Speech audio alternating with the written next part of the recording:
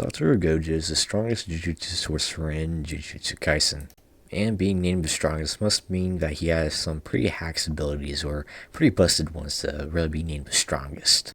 Now you'll be right if thinking about Wave, but it actually goes a lot farther than just he's the strongest. It's basically this whole power dynamic between him and the entire Jujutsu world, and his abilities are kind of complicated to understand, but once you get the hang of it, you can definitely see how he's the strongest in the verse. So today I'll be explaining to you what Gojo's abilities are, his curse technique, the 6 eyes, and the power dynamic he has with the entire Jujutsu world. And yeah, if you're new, sub, like, and yeah, let's get into this. Gojo's 2 primary techniques are the Limitless, which is his base one, and 6 Eyes, which is an inherited one for the Gojo clan, which happens every, I think, 100 years, if I'm not mistaken.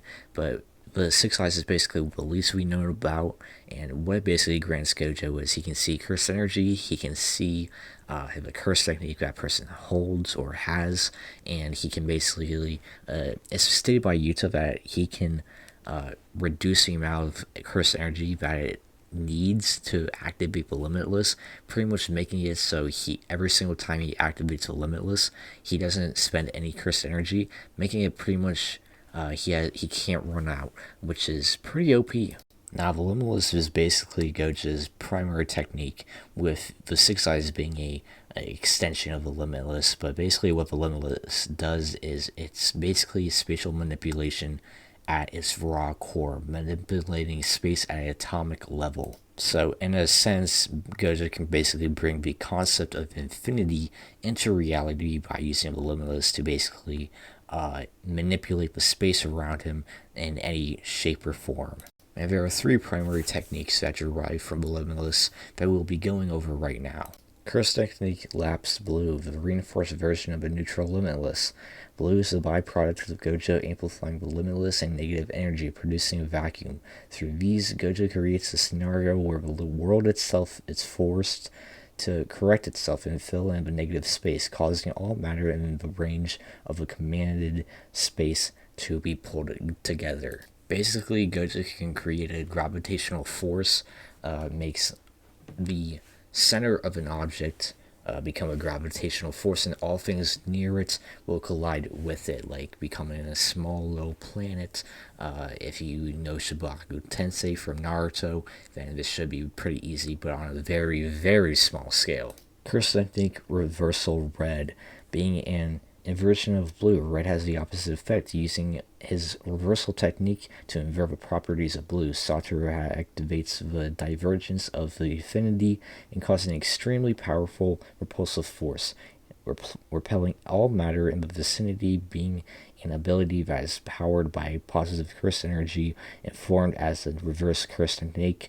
The ability has 2 times the destructive capabilities of blue. So in basic terms, Gojo can basically create a gun that is condensed with spatial positive curse energy, and it can fire at you, have the opposite effect that blue has, and repelling all matter and yourself away. So basically you're creating it yourself, your own very gun, and Gojo even puts it in like a little gun position.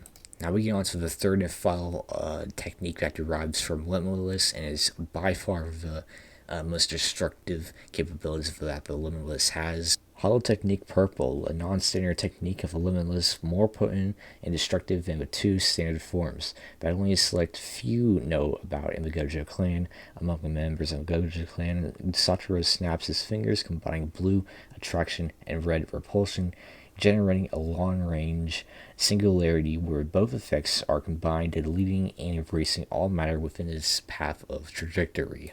So in easy terms, Hollow Technique Purple can pretty much send a massive death ball at you if you ever cross Gojo's path and are an enemy to him.